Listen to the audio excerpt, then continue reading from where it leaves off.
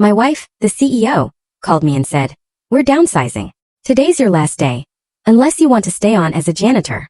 She and her sister laughed, then added, "Don't bother coming home, the locks are changed." My wife smirked, but I just smiled and said, "Thanks for the offer." A few days later, she walked into a $500 million deal meeting and froze when she saw me sitting beside her biggest rival. But the real shock was still to come. You know that feeling? The one where your entire world just implodes. Not with a bang, but with a casual, cruel smirk on the other end of the phone? Yeah, I felt that.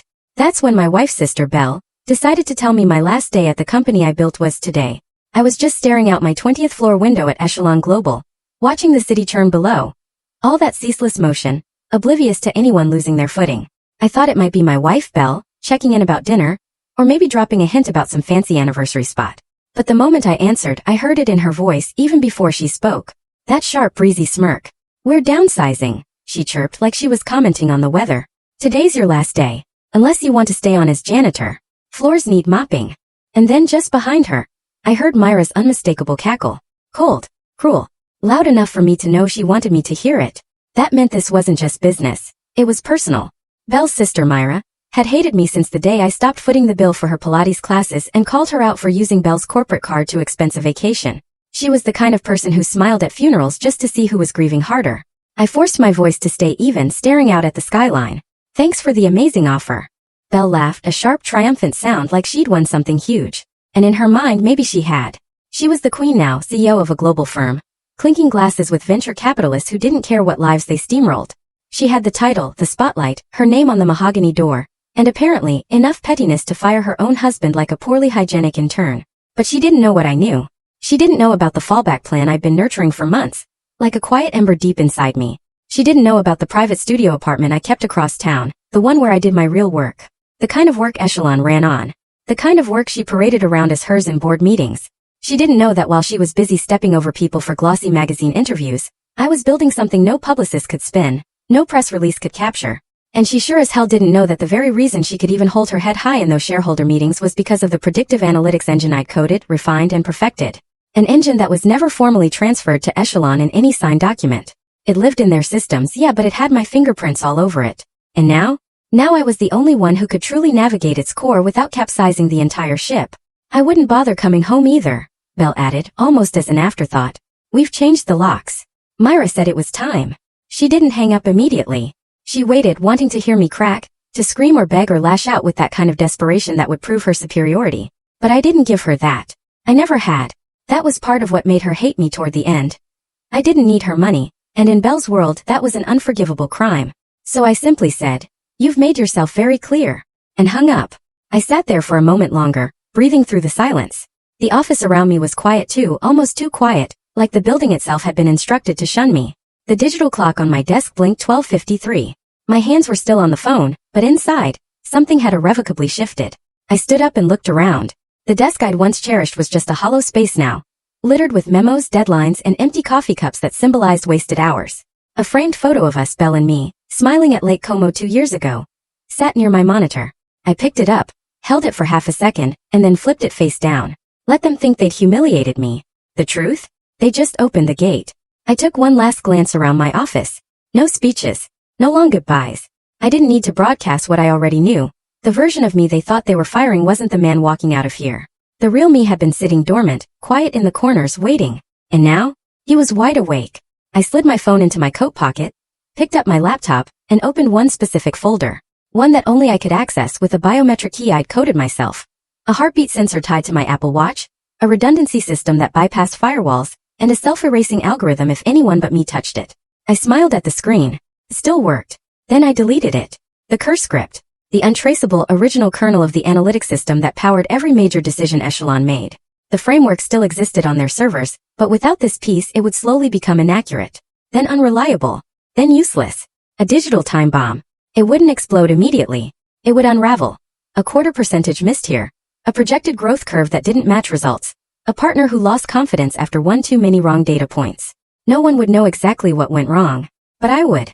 I closed the laptop, slid it into its sleeve and picked up the only other thing I cared about in the room. A small leather-bound notebook tucked inside a locked drawer. My notes. My plans. My freedom. As I walked down the hallway, no one looked at me. The receptionist averted her eyes. The HR manager I used to help prep presentations suddenly found her phone fascinating. But one person did meet my gaze. Damon, a junior analyst I'd mentored since his first internship. He stood at the corner, eyes wide, confusion and sadness written all over his face. I gave him a small nod. He nodded back. That was enough. In the elevator I finally exhaled. I was free. And Belle? She thought she'd played the final card. But the game had only just begun. The door slid open with a quiet hiss, and I stepped into the marble-floored lobby of Echelon Global for what would be the last time. Not that anyone would have guessed. I wasn't dragging a box of personal effects. I wasn't red-faced or weeping into my tie. No storming. No dramatic outburst. Just a quiet walk toward the end of something I had helped build with my bare hands and better intentions. The silence in that lobby was a language of its own, subtle, suffocating. Marcy, the receptionist, looked up from her desk. Her hand hovered mid-air over the keyboard, then quickly dropped as if she hadn't seen me, as if ignoring me might undo the moment. I didn't blame her. She was just another foot soldier trying not to step on landmines. Word must have traveled fast. Belle's empire was efficient like that. She didn't just fire people. She erased them. Clean breaks, no fingerprints. I'm sure by now the official story was that I'd stepped down to pursue creative interests. I could practically hear her PR team polishing the statement. I took my time walking past the glass panels that lined the hallway. Through them I saw bits and pieces of a world I once cared about. Rooms, where I brainstormed late into the night, crunched numbers no one else could decode, and coded entire systems that had become the lifeblood of the company. People looked up from their desks, curious. I saw a few stiffen, a few duck their heads, one or two offered tentative nods. There was no spoken farewell, but I saw something else in their eyes. Not pity, no. Something more rattling, fear. Not fear of me. Fear of what this meant. If I could be discarded. Someone who'd once shared the corner office with the queen herself. What did that say about their own security? Their own worth? I didn't slow down. I turned right into the elevator vestibule, past the break room where someone had left behind half a donut on a paper towel. Strange what your brain picks up when everything's ending. I pressed the button and waited, hearing the soft whirring of cables behind the walls. Then I heard footsteps behind me, fast, then hesitant. I didn't turn around until a voice spoke. Mason. I turned. Damon. The junior analyst I'd mentored. Smart. Observant. Loyal in a way I hadn't expected anyone to be in that building anymore. His tie was slightly askew, and his brow was creased with concern. I just heard, he said. Is it true? I offered a small smile. Define true. He looked stunned for a moment. You're really leaving? I was invited to mop floors, I said dryly. But I declined the promotion. He laughed nervously, not sure if it was a joke or not. He stepped closer, voice lowered. This doesn't feel right. You're Echelon.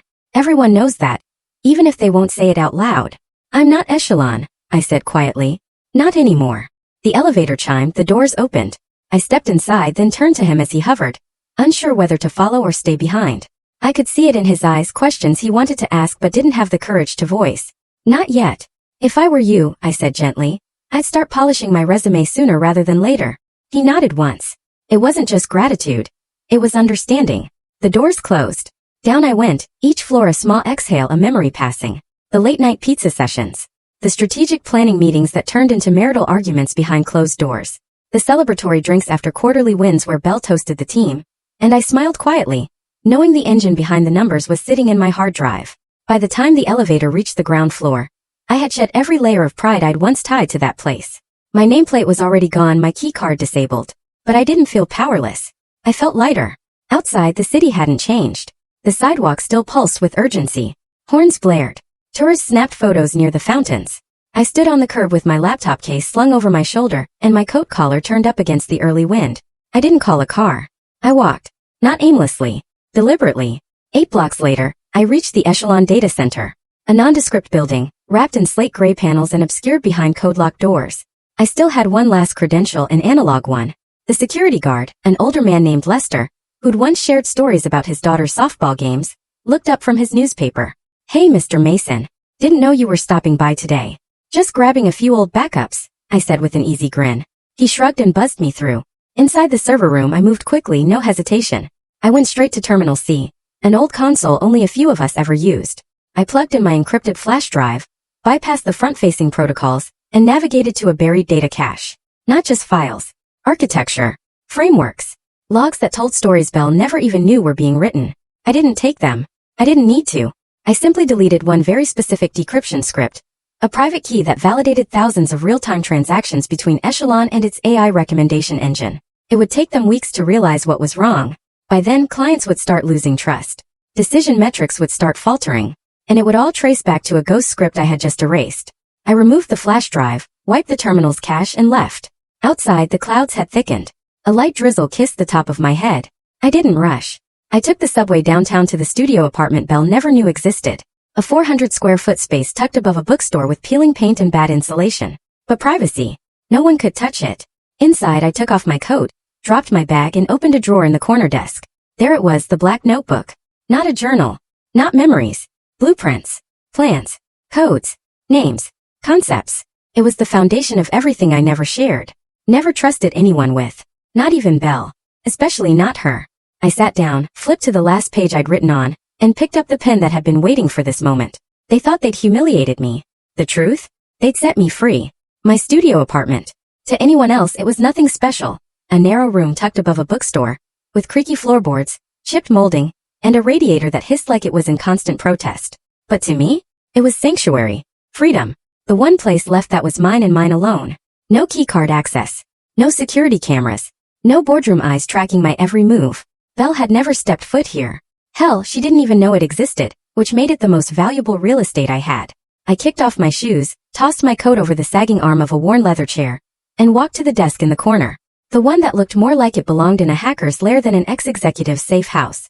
I slid open the bottom drawer, fingers brushing past a stack of prepaid SIM cards and USB drives until they landed on the black notebook. It wasn't labeled, no names, no logos. Just matte leather and thread binding, worn from constant flipping. This notebook wasn't just a backup. It was the real master key. My insurance. I opened it slowly like a ritual. The pages bloomed with diagrams, equations, and notes scrolled in tiny, precise handwriting. Charts mapping Echelon's core algorithms.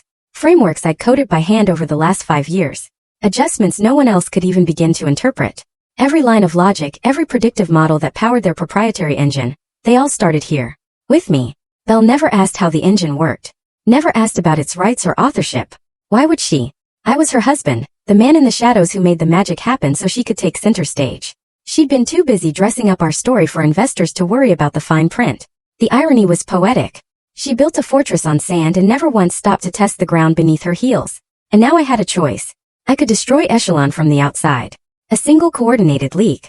A few emails, a handful of internal documents, and a demo of how unstable their projections were without my code would be enough to trigger an internal audit and a public relations disaster. But that wasn't what I wanted. Revenge wasn't the point, not really. I wanted to build something better. I flipped to the tab section marked Nova. That was the code name I'd given to the project, the one I'd been sketching out in the stolen hours between midnight and dawn, long before Belle ever picked up her first investor. Nova wasn't just another analytics tool. It was the next generation. A self-learning, ethics-compliant intelligence engine that adjusted its projections based not only on market behavior, but on sentiment, socioeconomic variance, and individual context. Something more human. I ran a hand through my hair and pulled my laptop onto the desk. No Echelon servers. No dependencies. This system lived locally. I powered it up and watched the Nova interface bloom across the screen, smooth, clean, elegant. The login screen pulsed gently. I tapped in my credentials and was greeted with a quiet chime. Welcome back, Mason. 3 new messages blinked in the corner of the dashboard. I clicked through them. The first was from a hedge fund in Singapore that had heard whispers about a new black box product being quietly tested among independent VCs. The second was a meeting request from an executive at Hyperion DataWorks, a former Echelon client I suspected would be very interested in what Nova could offer. And the third was from someone unexpected. Alton Morrow, CEO of Luminar Ventures. A man who'd once called me a quiet genius during a panel discussion on the future of AI in business. He was one of the few people who saw me, not just the public version of me Belle used like a trophy husband, but the actual thinker behind the curtain. The message was simple. Heard what happened. If you're ready to build, we should talk. Coffee. My office. No suits. No games. You pick the day. I stared at the message for a long moment, then opened a tab and looked at the calendar. This wasn't luck. It was alignment. A signal that the path I'd drawn wasn't a fantasy. It was real. Achievable. I stood and walked to the window. The city stretched before me, sprawling and indifferent, lit up like a living organism. Somewhere in that maze of steel and light, Belle was probably sipping champagne with Myra, celebrating their little coup. Maybe she thought I was crying in a hotel lobby, or begging some attorney for a bridge loan. Let her think that. I sipped cold coffee left from earlier that morning and returned to my desk. I started assembling a folder. Not just code, vision, a roadmap, what Nova could do, what it would cost, who it could serve. and how it would redefine what data intelligence meant in the next 5 years. This wasn't just about proving I could survive without her. It was about proving I was always the one driving the engine. By midnight, the outline was complete. I packaged the folder into an encrypted file and set up a meeting invite for Alton Morrow. Tuesday, 9:30 a.m. No suits. No games. Just two people who understood the battlefield. I stared at the invite for a moment before hitting send. Then I leaned back, arms behind my head, letting the tension ease out of my spine. The world had shifted, but I hadn't collapsed under it. In fact, for the first time in a long time, I felt like I was standing on solid ground. Not because I had a team behind me or a corporation cushioning my fall, but because I had clarity. Belle thought she'd cut me off from everything that mattered. What she'd really done was hand me the match while standing in a house of paper. The real work began now. And this time, the empire I built wouldn't have her name anywhere near it. Alton Morrow didn't do small talk. That was the first thing anyone in the tech space learned when they crossed his path. He was blunt, unfiltered, and terrifyingly intelligent. The kind of man who made power moves in jeans and loafers, who could glance at a dashboard and know which direction the market would lurch 3 quarters from now. If Belle was the queen of flash and posturing, Alton was the architect of substance. That's why I picked him. I didn't make an appointment. I didn't send an email. I just showed up. His assistant, a sharp-eyed woman named Kyla, raised an eyebrow when I walked into the glass-paneled reception area of Luminar Ventures, holding nothing but a black thumb drive in my palm and a look that said I wasn't here to beg. She looked me over, then picked up her phone and whispered something. A beat later, she nodded once and pointed down the hall. He said, "Clear his schedule. Go on in." Alton's office wasn't showy. No marble, no abstract art hung just to impress. Just a long window view of the skyline and a single desk, steel, clean, precise. The man himself was leaning against the window frame, sleeves rolled up, a ceramic mug in one hand, and a faint smile tugging at the edge of his mouth. "I figured you'd come eventually," he said, voice low and cool. "Didn't think it would be this soon." I stepped inside, closed the door behind me, and held up the thumb drive like an offering. "I've got something to show you. No strings. Just facts." He gestured to the chair across from his desk. "Then show me."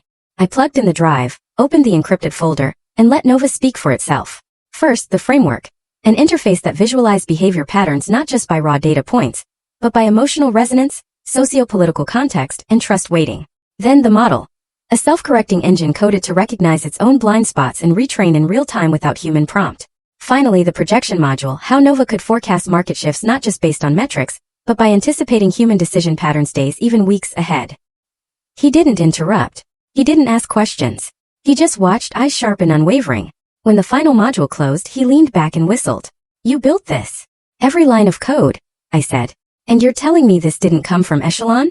"I never signed over IP rights," I replied. "Everything they use is a shadow of this. A half-baked version built off my early drafts." He tilted his head. "And Belle? She doesn't know. She thinks she burned the bridge," I said. "But she forgot I built the river first." He let that hang in the air for a long moment. Then he smiled just enough to show teeth. "You could break them." I met his gaze. "I could build something better." He nodded slowly.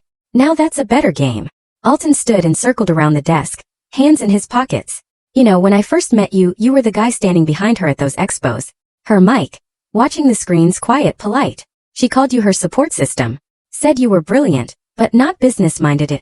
She never minded my mind when it paid for her first office lease," I said, voice calm. Alton chuckled. "Well, she's about to learn the hard way what happens when the support system goes solo." He sat on the edge of the desk. "Let's talk about rollout. About funding. I've got a team of engineers who can work in a blackout zone. A legal department that can draw circles around her before she even gets out of bed. And I've got capital, Mason. Real capital." I nodded. "I want autonomy. No shadow control. I'm not handing over another brainchild to someone else's ego." "You won't," he said. "You'll be the face this time. And the hands. And the spine." I exhaled slowly. "Then we move." We talked for 2 more hours about strategy, about deployment, about how to build something that wasn't just a reaction to Echelon but a complete paradigm shift. Not a clone. Not a copy. A challenger. One rooted in everything Echelon had lost. Real trust, real transparency, real ingenuity. By the time I left his office, the sun had dipped below the skyline. The city was shifting into its twilight rhythm. But I walked differently now. No longer as the discarded husband Belle thought she'd exiled, but as the man who had built the bones of an empire and was now drafting something stronger from scratch. Outside the building, I paused under a flickering street lamp, the air sharp with the smell of rain and ambition. I pulled out my phone and opened an old folder of Echelon press clippings. Photos of Belle at launches and panel discussions in luxury hotels, giving statements about innovation and legacy. Always her name. Always her smile. My fingerprints hidden behind the velvet curtain. Not anymore. I tapped the screen and started a new document. A list of names. Engineers. Analysts. Strategists. People I had mentored, collaborated with, or quietly supported behind the scenes. Many of them now disillusioned or outright discarded by Echelon. The cast-offs. The ignored. The ones who built the foundation but were never invited to the top floor. They'd be the first ones I called. They knew the truth, and they were hungry to build again, with someone who saw them. I walked 2 blocks to a late-night diner, ordered coffee, and opened my laptop. Right there, under the buzz of cheap lights and old vinyl booths, the Nova framework was already humming. I pulled up a new interface and began outlining what we'd need for Phase 1. Server load testing, private beta clients, legal architecture for ownership and release rights. I didn't need to destroy Belle to win. All I had to do was give people something real to believe in. Something she could never offer. Something I'd always held in my hands. It was easy to forget how many people Belle had discarded on her way up. She wore ambition like armor, sharp and shining, and she didn't mind stepping over bodies to get to the next stage. But the thing about discarded people is they remember. They talk. And when someone finally shows up with a different kind of plan, one that doesn't involve egos and power plays but respect and opportunity, they show up too. My morning started early now. No corporate commute, no tailored suits or sterile boardrooms. Just black coffee, a plain t-shirt, and a whiteboard already littered with diagrams and timelines before the sun fully rose. The studio apartment transformed overnight into a nerve center. Cables snaked across the floor, laptops hummed with simulations, and empty takeout boxes were stacked like trophies. It was messy. It was human. It was real. And it was working. Within days of my meeting with Alton, things began to move. Not in the flashy PR-heavy way Echelon liked to operate, but in a way that had weight. Quiet meetings in co-working spaces. Midnight video calls with engineers in Berlin, Toronto, Sao Paulo. People I had once worked beside in the trenches, now eager to join a movement instead of a machine. They were tired of being overlooked. I gave them keys. Nova was no longer just a concept, it was breathing, learning, iterating. Every day we added new layers. A modular trust algorithm, a consumer-side transparency panel that would let clients see exactly how their data was used. No more black box. No more guesswork. If Echelon was flash and illusion, Nova would be fire and glass, bright, hot, and impossible to fake. But building the engine was only one part of it. I needed people. Not just programmers and coders, but storytellers, strategists, people who could see past the numbers and understand what Nova meant for the world. That's when I called Maren. She had once been Echelon's lead UX designer until Belle sidelined her in a reorg that replaced talent with trend chasers. Maren had an instinct for experience, a sixth sense for what users needed before they could articulate it. I sent her a simple message. Let me show you something worth believing in. She replied with 3 words. Send the address. When she arrived, her eyes scanned the chaos of my apartment turned lab, and instead of flinching, she grinned. Looks like you're actually doing it. I nodded. Want to help build something better? Maren rolled up her sleeves and joined without a second question. One by one they came. People Belle had pushed aside, bought out, or overlooked. Not because they weren't talented, but because they made the mistake of not worshipping her. We called ourselves Project Lantern, because we weren't here to burn bridges or burn down old empires. We were here to illuminate the path forward. By the 3rd week, I had 15 full-time team members and 3 venture meetings scheduled. Alton stayed hands-off just as he promised, but I felt his support in the rooms he opened and the names he whispered in the right ears. Still, it wasn't just about the launch or the product. There was a deeper satisfaction in reclaiming something that had once been mine. My voice, my identity, my damn name. I started reaching out to former Echelon clients, not to poach but to explain. Some didn't pick up. Some listened, curious but hesitant. But a few asked questions. The right ones. And I answered with clarity, without bitterness, and backed by facts. I showed them what Echelon's predictive system had been doing over the last 6 months, how its accuracy was declining, how it was recommending suboptimal targets, how the very algorithm they trusted was degrading from the inside. And then I showed them Nova. Not the full system, just enough to make their eyes widen. A prototype demo. Real-time sentiment mapping. Ethical guardrails that could be audited. One exec, a woman named Cassie from a major retail platform, leaned forward after a 30-minute Zoom and said, Mason, this is going to change everything. When can I get on the beta list? I didn't need 1 million customers. I needed 10 who believed in what we were doing. But even as we built upward, I couldn't ignore the past. Not because I was stuck in it, but because it still had my fingerprints all over it. So I made an appointment with the law firm Alton's people recommended. I walked in with my notebook, my laptop, and my thumb drive. I left with something much more valuable. A fully registered patent. My name. My code. Time-stamped. Ironclad. I didn't rush to use it. I didn't run to the press, that was Belle's style. I tucked it away quiet, ready, because I knew the time was coming. While I met with engineers and brainstormed UI frameworks with Maren, I kept an ear to the ground. I saw the whispers online. Forums where developers discussed how Echelon's output was acting weird, or not matching the model accuracy anymore. I watched as minor influencers, the kind Echelon used to pride themselves on swaying, began to talk about other options, new players, open systems, better data ethics. Belle was still doing interviews, still hosting her champagne mixers, still laughing on stages in her silk dresses and buzzwords. But underneath it all, I could see the cracks forming. That's what happens when you build a throne on people's backs and forget that one day they might all stand up. One night, around 2 a.m., I was sitting on my windowsill, nursing the last of my coffee, when Myra's name popped up in a news alert. Echelon expands into wearable data tracking. Privacy concerns raised by TechWatch. I laughed out loud because of course they were doubling down on invasion disguised as innovation. But it was coming soon. She'd be sitting at a table she didn't even realize I'd set. Soon, she'd see that the man she thought she erased had never stopped writing. He just picked a better pen. And it would be my signature, mine, that marked the beginning of her end. The conference room was all sharp lines and silence. Glass walls, chrome finishes, matte black leather chairs spaced around a sleek obsidian table that looked like it belonged in a Bond villain's lair. Didn't smell like money, it reeked of it. Fresh-cut wood, espresso, some subtle cologne engineered to convey dominance. I'd been in rooms like this before, but always beside Belle. Never across from her. Never opposite. Today was different. 12 people sat at that table, men and women who could write 8-figure checks without blinking. They didn't come for pleasantries. They came for vision, for opportunity, for power. And I had all three. At the head of the table, I stood beside Alton Morrow, who introduced me not as a former Echelon executive or tech architect, but simply, the man building the future. He knew what he was doing. Words matter in rooms like these. He didn't want them seeing me as Belle's shadow. He wanted them to see me as the light. A presentation played behind us, Marin's design. Simple, bold, elegant. Nova's interface moved like liquid glass across the screen, cycling through demo slides. Real-time trust metrics, adaptive behavior models, full transparency audits. I didn't pitch like Belle used to. No buzzwords. No ego. No pretense. I told the truth. We're not selling you a product, I said. We're offering you a foundation. The systems most of you currently use are aging beneath the surface. They're brittle. They're optimized for performance metrics that are outdated before the quarter ends. Nova isn't just predictive. It's perceptive. It's built to understand behavior as it happens, not after the fact. They leaned in. Some nodded. One jotted something in a leather notebook. Then the doors opened and the air shifted. The click of heels, confident, sharp, measured. Belle, draped in navy blue silk, jaw locked tight, lips pressed into a blade of a smile. Her assistant, some blonde kid who looked like he was barely out of business school, followed 2 steps behind, whispering urgently. She ignored him. When she saw me at the front of the room, her stride faltered for half a beat. Just half. But I caught it. Everyone did. She hadn't known I'd be here. Her eyes swept the table, landing on Alton, then flicking to the screen where Nova's logo rotated like a quiet warning. Mason, she said. I turned slowly, keeping my posture relaxed. My voice calm.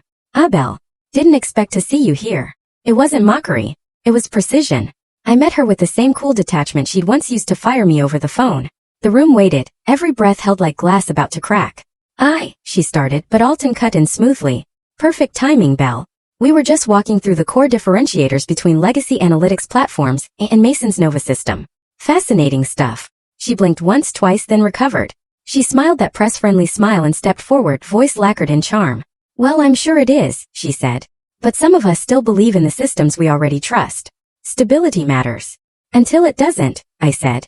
Especially when the underlying IP is compromised.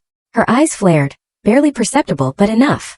The others glanced between us, like spectators at a high-stakes chess match. They didn't know the history but they could feel it. Something electric. I walked slowly around the table, fingers grazing the back of a chair. I used to sit beside Belle, I said. Built the system she rides on today. But what most of you don't know is I never signed over the original architecture. The engine that powered Echelon's rise? The one still running their models? It was mine. Always was. A pause. The kind that chokes a room in tension. Alton leaned forward and slid a folder onto the table. Thick. Sealed. We'll be acquiring full integration rights to Nova, he said. Including the underlying analytic system. Mason's engine. You could feel her mask slipping just slightly. Her fingers twitched. Her smile tightened. That system is proprietary, she said carefully. Only if you can prove it, I replied, reaching into my case and pulling out a second folder. I slid it across the table toward her. This might help clarify your legal exposure. She hesitated, then opened it. Inside, patent paperwork. Time-stamped. Digitally certified. My name. Not hers. Not Echelon's. The silence became a living thing. Her assistant leaned over her shoulder and whispered something.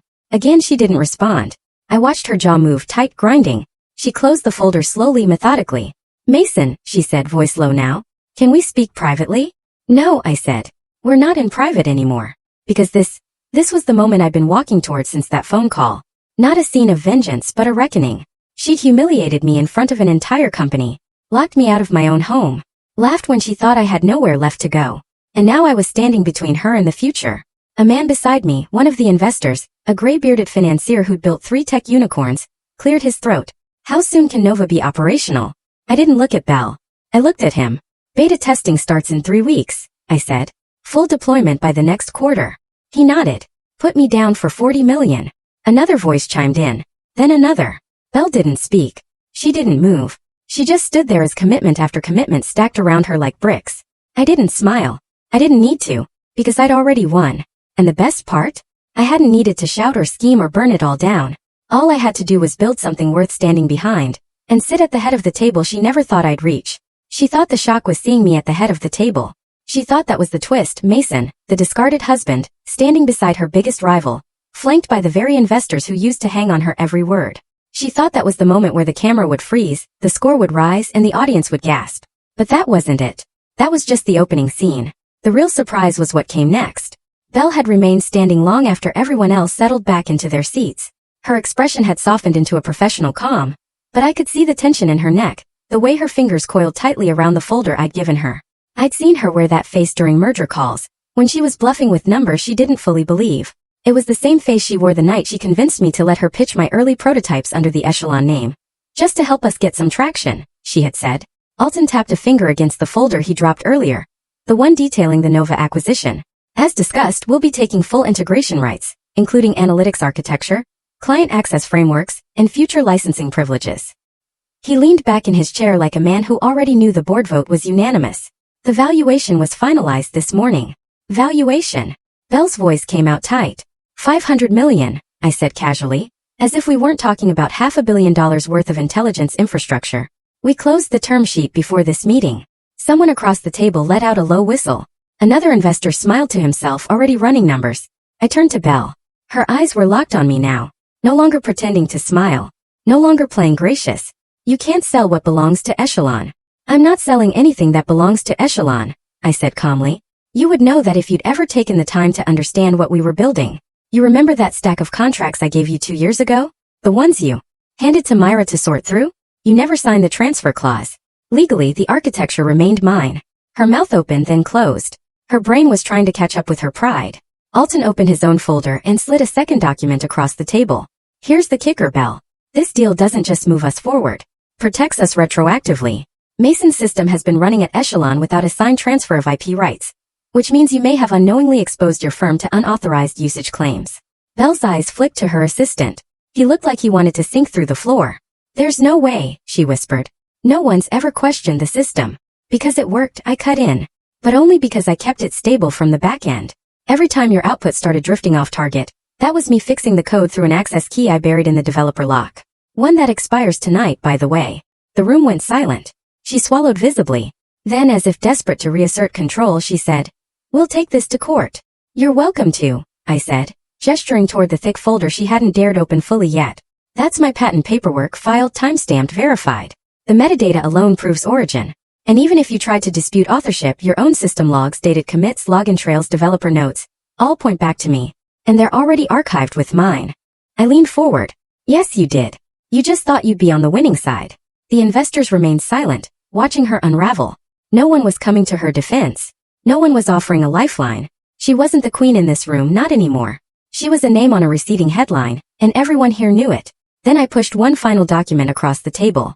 "This is a courtesy," I said. "A full summary of Echelon's current liability, including usage of my system since the date of the unsigned transfer clause. Retroactive licensing could save you a PR crisis, provided you come to terms by Friday." Her lips moved like she wanted to argue, but there was no argument to make. The walls she'd built weren't made of steel. They were made of glass, and now the sunlight was pouring in. Her voice was barely above a whisper. "You planned this." "No," I said. "You did. I just kept the receipts." It was true. Every decision she'd made, every time she sidelined someone for daring to question her, every contract she ignored, every bridge she burned while I sat quietly behind her, had paved the road to this moment. She was so sure she didn't need anyone else, so sure she could twist the truth into any shape she wanted. But code doesn't lie. Ownership doesn't forget. And signatures, well, the ones that aren't signed have consequences too. Alton rose from his chair. This meeting's adjourned. We've got contracts to finalize. The investors stood slowly, murmuring among themselves.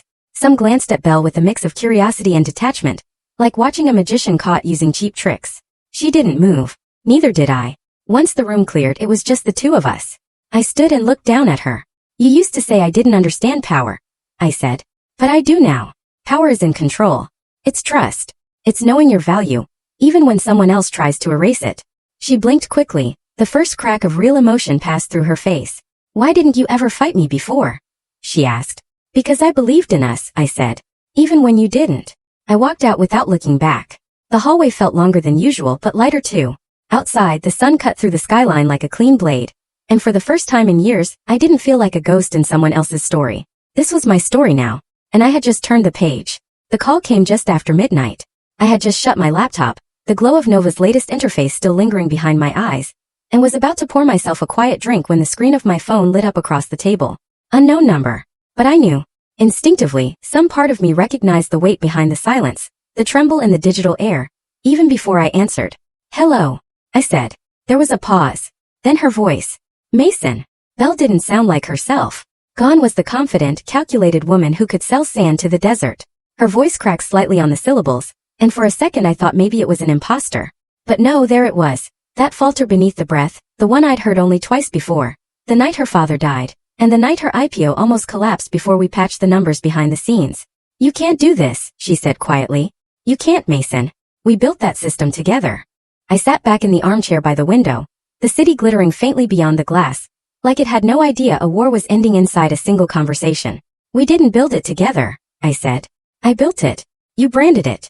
You're rewriting history, she snapped, her voice sharpening. You used my connections, my platform, my capital. And I used my brain, I said flatly. We both brought something to the table, Belle, but only one of us tried to flip the table over. She was quiet again, but I could hear her breathing fast, unsteady. That was rare for her. She'd made a career out of pretending nothing ever rattled her. I didn't think it would go this far, she said finally. No, I agreed. You thought I'd break. Crawl back. Settle for mopping floors while you tossed champagne on the balcony. That wasn't me, she said like it mattered. Your voice was on the call, I said. Myra laughed in the background and you didn't stop her. I was angry. No, I cut in. You were arrogant. There's a difference. Her silence then was telling. I waited. She knew it too. I lost sight of things, she said softer now. I kept climbing and somewhere along the way I forgot how we started. I forgot what you gave up. That almost made me laugh. Not because it was funny, but because of how long it had taken her to admit something that had been choking me for years. You didn't forget, I said. You ignored it. There's a difference there too. Mason, listen. No, I said again, firm now. You don't get to frame this like a misunderstanding. You fired me over the phone. You locked me out of the house I paid for. You paraded me as the tech mind behind Echelon until it stopped serving your narrative. You used my work, my trust, and my silence. She was breathing harder now. So what do you want? Is this about revenge? You've made your point. You've humiliated me, Mason. You've won. I didn't want to humiliate you, I said. If I did, I would have gone to the press with everything. I would have leaked internal documents, old emails, broken the story wide open and made you the villain in every headline. I didn't do that. Then what do you want? She whispered. I looked out the window for a long moment. I want you to learn the difference between being powerful and being respected. She didn't respond right away. When she finally did, her voice was hoarse. Mason, please. Just tell me what it would take to make this go away. And there it was. The thing I never thought I'd hear from Belle: desperation. Not the kind that clawed and fought. The kind that wilted. The kind that came after the freefall, when you realized your parachute was stitched together by ego and guesswork. It's already done, I said. Nova secured. The contracts are signed. Your access is gone. The system you're still using will degrade until it's unusable. I've given you the courtesy of a retroactive license to avoid litigation. You can take that or not. She sounded smaller when she asked. And after that? After that, I said. You figure out who you are without pretending to be the smartest person in the room. Another pause. Then finally, you really hate me now, don't you? I closed my eyes. Not from exhaustion but clarity. No, I said. I don't hate you. I pity you. She gasped a little at that. Maybe she'd been bracing for venom, but this cut differently. Because it was clean. Honest. I loved you. I said, the words surprisingly steady. Not the brand. Not the business partner. You. I wanted to build a life. A legacy. But you wanted something shinier. Something that needed me quiet and convenient. I let that sit. Mason. I didn't respond. I'm sorry, she whispered. And for the first time I believe she meant it. But I didn't say anything back. Some silences are necessary. Some silences are healing. I hope you find what you're looking for, she said finally. I already did, I replied. It was never about beating you, Belle. It was about becoming myself again. Then I ended the call. No flourish. No final blow. Just silence.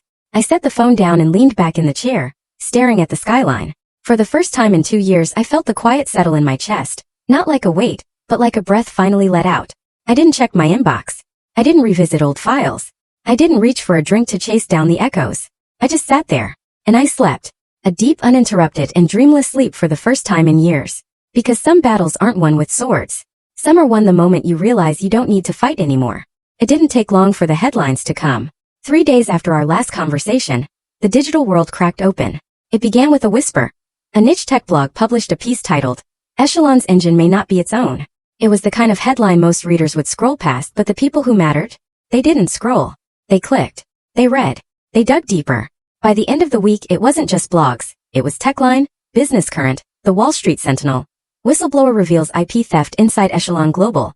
Former CTO alleges unauthorized use of proprietary code. Predictive giant facing lawsuit over system rights. I hadn't filed a lawsuit. Not yet. But word spreads fast when the foundation is cracking. The rumor alone was enough to trigger panic. By Friday the board called an emergency session. I didn't attend. I didn't have to. I got the play-by-play through back channels. Texts from former colleagues, industry insiders, even 2 of the investors who had backed Belle during her ascension. The vote wasn't unanimous, but it was decisive. Belle was asked to step down, effective immediately. Myra went with her. Apparently, she tried to defend Belle during the meeting, tried to redirect the conversation toward market confidence and forward vision. But it backfired. One of the board members reportedly asked, if you're so confident, why was your sister using a system she didn't own? Myra stammered, and just like that, the show was over. There were no cameras, no dramatic walkouts.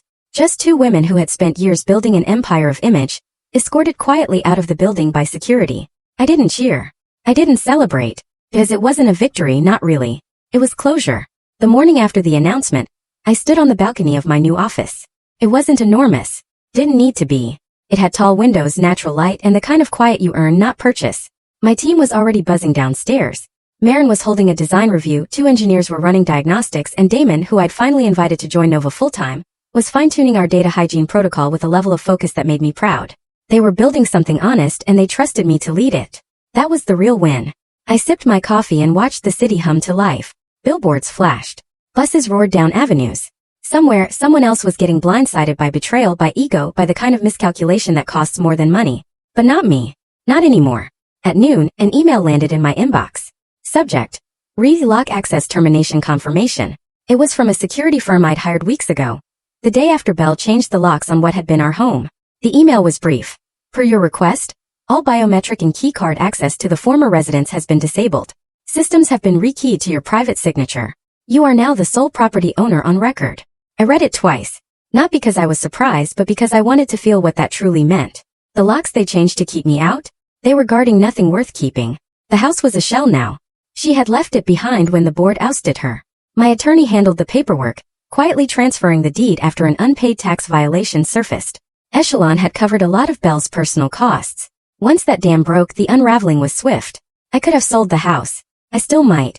But for now, it stood as a quiet monument. Not to what we lost, but to what I survived.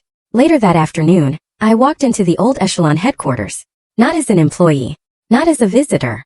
Just as a man returning to a place that no longer held power over him. Someone else's name was on the door now. A new interim CEO brought in to stabilize the company and mitigate the damage. A damage control expert. He didn't know me. Didn't need to. I didn't stop. I didn't knock on old doors or peer through glass walls. I just walked the perimeter once, breathing in the sterile lemon-scented air of a company trying desperately to pretend it wasn't bleeding. There were whispers in the halls. Familiar faces glanced at me, then looked away. Not in shame, just recognition. Like they knew I had seen the inside of the storm and walked out unburned. Outside, I stood on the same sidewalk where I had once carried my laptop in silence, fired by the woman I built a future with. Back then I felt erased. Now I felt whole. I took the long way home, not because I had anything to prove, but because the air was crisp and I had time. Time to reflect. Time to breathe. Time to finally believe that I was free. And the funny thing? I wasn't angry anymore. Not at Belle. Not at Myra. Not even at myself. Because for all the destruction they tried to bring into my life, they also gave me something I couldn't have discovered otherwise. A reminder that power taken by force can always be taken back. But power earned through integrity, resilience, and relentless truth? That's unshakable. Let the headlines keep circling. Let the analysts debate the fall. Let the investors reassign their loyalties. As for me, I wasn't watching anymore. I was building. And every brick, every line of code, every honest conversation with my team was a new beginning. A beginning no one could take from me. Not again. The wind was gentler than usual that morning, cool, dry, tugging at my coat as I stood across the street from Echelon's old headquarters. The sun had just climbed over the skyline, throwing soft gold light across the upper windows. There was a new logo above the entryway, now sleek, minimalist, expensive. A name I didn't recognize, some acquired brand with no soul behind it. Just a placeholder until the building reinvented itself again. I didn't cross the street. Didn't get any closer than the sidewalk. I didn't need to. This was no longer my war zone. No longer the place where I'd ground my fingers against a keyboard at 2 in the morning to salvage another earnings report. No longer the stage for whispered betrayals, for watching the woman I loved slowly twist into someone I didn't recognize. No longer the pedestal I once stood on, only to find the foundation had been rotting beneath me. I took one last look at the building, then turned away. Closure didn't need fireworks. My new office was 5 blocks east. Modest. Intentionally underdesigned. Tucked inside a repurposed industrial building with exposed brick and coffee-stained floors. You had to buzz twice at the entrance and walk past a bookstore to find it. That was how I wanted it. No marble. No nonsense. Inside, my team was already working. Damon was on a call in the open meeting space. A notebook full of scribbles in his lap. Marin was half sitting on a desk, chewing a pen cap while reviewing wireframes with one of the developers. Everyone was moving, alive, humming with energy. Not because someone was watching, but because they believed in what we were building. Because they had a stake in it. A voice in it. That's what Nova had become. Not just a product, not just a platform, but a philosophy. And the difference was this. People weren't afraid to speak here. I walked past the coffee machine, dropped my bag on my desk, and slid open the drawer. Inside was a pen. Nothing fancy, just a black matte fountain pen I'd bought for myself the day the Nova acquisition closed. I hadn't used it yet. Until now. I pulled out the folder on my desk, something I'd been working on for weeks in the background. The roadmap for Nova 2.0. It wasn't about expanding the client base or maximizing margins. It was about evolution. About widening the scope of what behavioral analytics could do, using it not just to understand consumer patterns, but to help people make decisions that align with their values, their mental health, their long-term goals. A partnership between AI and agency, not manipulation, collaboration. I clicked the pen open and signed the top page with a quiet stroke of ink. My name, my vision, not hers. I leaned back and stared at the ceiling for a moment, letting the hum of the office settle around me like a second skin. This wasn't what I thought success would look like. It wasn't penthouses or headlines. It was peace. It was walking into a space and not bracing for impact. It was not checking the door twice, not wondering who was whispering behind your back, or pulling the strings just out of sight. It was knowing that the people around you weren't afraid to say your name out loud, that you could be human here. Flawed, evolving, but present. A knock sounded at my glass wall. I turned. Damon stood there holding up 2 coffees and an envelope. Mail for you, he said, stepping inside. I took the coffee with a nod and opened the envelope. It was from my attorney. Inside, final confirmation that the last remnant of my IP dispute had been closed, sealed, and settled. No residual claims. No litigation pending. My name officially and permanently was attached to every line of code that built Nova. And Echelon? They'd signed the licensing agreement for retroactive use just 1 hour before the statute ran out. Quietly. No press release. No statement. They folded the same way they rose. Strategically, surgically, without apology. Damon watched me read it, eyebrows raised. Good news. The best kind, I said. The kind that doesn't need to be shouted. He grinned and tapped the coffee cup. You know, this whole thing's been kind of cinematic. I smirked. You've been watching too many documentaries. I mean, come on, he said. Guy gets blindsided by his wife, fired from his own company, disappears for a while, and then comes back swinging with something better. That's a screenplay waiting to happen. I shrug. It's just life. He looked around the office, at the team scribbling on whiteboards and typing through meetings, then back at me. You really don't feel like rubbing it in, why? They already know, I said. And I'm not writing this story for them anymore. He nodded slowly, then turned to leave. Still, if you ever need someone to play you in the movie, let me know. I've been practicing my calm but devastating monologues. I laughed. A real one.